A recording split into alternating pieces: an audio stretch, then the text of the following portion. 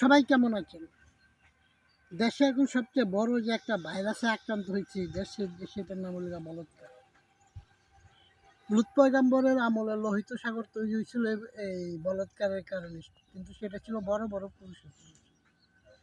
কিন্তু আমাদের দেশে এখন যে অবস্থা শুরু হয়েছে কমিও মাদ্রাসায়, যারা নাকি দেখা গেছে উপরে মুখে বুলি উড়ায় কোরআন হাদিসের তলে তলে এই বলৎকারী, এদের দ্বারা কি দেশ ও জাতির কোনো উন্নয়ন বা ধর্মের উন্নয়ন সম্ভব? তারা দেখা গেছে মব সৃষ্টি করে। কিছুদিন আগে সুনামগঞ্জের তাহিরপুরে মব সৃষ্টি করলো ধর্ম অবমাননা। এখন কথা হলো ধর্ম অবমাননা বলতে কি বুঝে? কোরআন হাদিস সামনে রাখিয়া বাচ্চা পোলাপানরা বলৎকার করে, তখন কি ধর্মের অবমাননা হয় না? মসজিদের ভিতরে পাবলিক যায় নামাজ পড়তে, সেখানে বলৎকার করে, এইখানে কি ইসলাম বা আল্লাহ রাসুলের অবমাননা হয় না? একটা মসজিদ তো ভাঙে নেই পর্যন্ত, একটা মাদ্রাসা তো ভাঙে নেই, কমিউনিটিরা তো এখানে নীরব। কাজেই দেশ ও জাতির সাধারণ মানুষের বুঝতে হবে এটা মূলত কোনো ইসলাম না, এটা এজিদি ইসলাম নতুন কইরা রুতের দলিল লই আইছে। যার কারণে দেখা গেছে যে ব্যক্তি পাপ যত গোপনেই করুক, ধরা তাকে প্রকাশ্যেই পড়তে হয়। তারা যখন মাজার ভাঙছিল অলিয়া উলিয়াদের, তখনই আমি 2025 সালে বলছিলাম যে সত্য সত্যর মতো প্রতিষ্ঠিত হবে।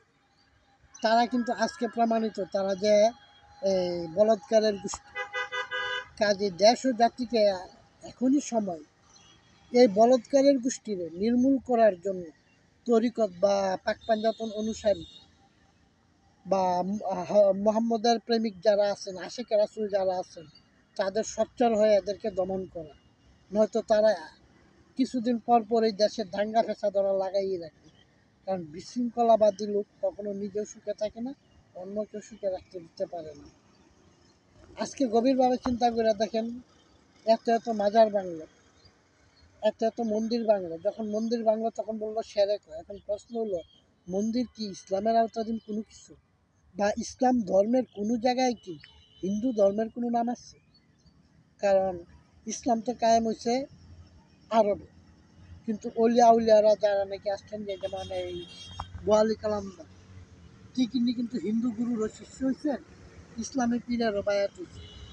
এমন অ্যাভেলেবেল ঘটনা আছে। সব উলিয়া উলিয়ার মাজারে দেখা গেছে মানব প্রেম শিখা, প্রেমের শিক্ষা দীক্ষিত হইতে শিখা। আর এই বলৎকারের গোষ্ঠী দেখা গেছে তারা মুখে কোরআনের দোয়া বড় বড় আউরাইয়া ফিনিশিংয়ে কী করতেছে, বাচ্চা পোলাপানরা মাদ্রাসায় ভর্তি করেছে, ইসলামী শিক্ষার নামে ভিক্ষা শিখাইতেছে। এটা কি ইসলামে আছে? যে ব্যক্তি নিজে কোনো কাজ কাম না কইরা শুধু কোরআন হাদিসের কথা কইয়া খাইবে, সে তো ঘুরা ফিরে এটা কি বলে বিনিময়। ইসলামে কি বিনিময় গ্রহণযোগ্য? তাই যদি না হয়, সাধারণ মুসলমানের এখনই সতর্ক হওয়া উচিত। তারা কি করলো 2024-এর হিসাব মিলিয়ে দেখেন। জামাত ইসলাম আন্দোলন করলো, তারা নেতা মানলো কারে বুঝছে? তাদের বাবায় দেখা গেছে এই দেশে শুয়ারের মাংস এনে দায়েজ করে দিল। তো শুয়ার যে ইসলামে হারাম, এটা মোটামুটি সবাই জানে। তো তারা কি করতেছে, তারা তাদের ব্যবসার স্বার্থের লাগবে, নিজেদের লুবের লাগবে, নিজেরা আরামাইকের লাগবে, যেটা মনে চায় সেটাই করতেছে। আর ইসলামে একটার পর একটা ফতুয়া ফেতনা দিয়ে দিয়ে জোর জামেলার তৈরি করতেছে। মায়া বানায় পুঁতে বেছে দুইটা রুমলে বানায় একটা মাদ্রাসা।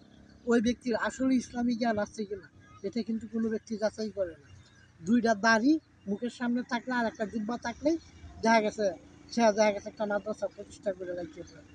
কাজে এখনই সময় ইসলামকে রক্ষা করতে হইলে এই কর্মীয় লোক বা এজিদি বাহিনীকে ধ্বংস করতে হবে। কিন্তু এজিদি বাহিনী কখনো ধ্বংস হওয়ার মতো না, কারণ কিয়ামতের আগ পর্যন্ত তারা ষড়যন্ত্র করে উঠবে। কাজে পাক পাঞ্জাতন অনুসারী আশিকের রাসুলের দিকে আমার একটাই রিকোয়েস্ট থাকবে, এখন যে সময় ইসলাম রক্ষার জন্য সকলেই সরকার কর্মীয় লোকদেরকে একা বা এককভাবে কারো পক্ষে ধ্বংস করা সম্ভব না। কিন্তু তারা যে একটা বলৎকারী গোষ্ঠী, তাদের ভিতরে যে ইসলামের কিছু নেই, আশা করি তাদের বলৎকার দ্বারাই প্রমাণিত হয়। কারণ যারা একটা শিশু বাচ্চা পোলাপান যারা নাকি ছাড় দিতে পারে না, পবিত্র বাচ্চা পোলাপান তো সবসময় পবিত্র হয়, পবিত্র বাচ্চাদেরকে যারা ছাড়ে না, তাদের কাছে মানবতার কি আশা করে না, ধর্মের কি আশা করে? কাজেই মাদ্রাসাগুলোর ব্যাপারে সচ্চার হন।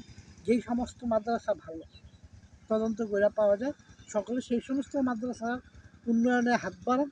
আর বলৎকারী মাদ্রাসা যা আছে সব আমার মনে হয় এখনই সচ্চারভাবে ভাঙচুর করা উচিত।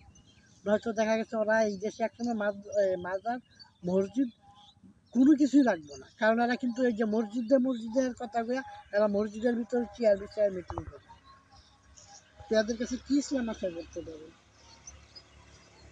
হয়তো বা আমি কথাগুলো গুছিয়ে বলতে পারি নাই, কিন্তু আশা করি আপনারা সকলে এই ব্যাপারগুলো বুঝতে পারছেন। আমার কথাতে ভুল থাকলে কমেন্টে জানাই, তা নাহলে এখনই সময়। আর সত্য সুন্দর বন্ধু মহলে যারা দাদারে মানেন তাদের প্রতি আমার একটাই কথা থাকবে, যে মসজিদের ইমাম কোনো জায়গায় বায়াত হয় নাই বা তরিকতে নেই, তার পিছনে আপনারা নামাজ পড়িয়েন না।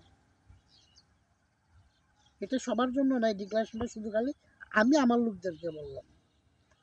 যে মসজিদের ইমাম কোনো পীরের বায়াত হয় নাই বা কোনো তরিকতে নেই, সেই মসজিদের ইমামের পিছনে আপনারা নামাজ পড়িয়েন না। সবাই ভালো থাকেন, মালিক সবাই ভালো রাখুক, মালিক সবাই সুবুদ্ধি দান করুক।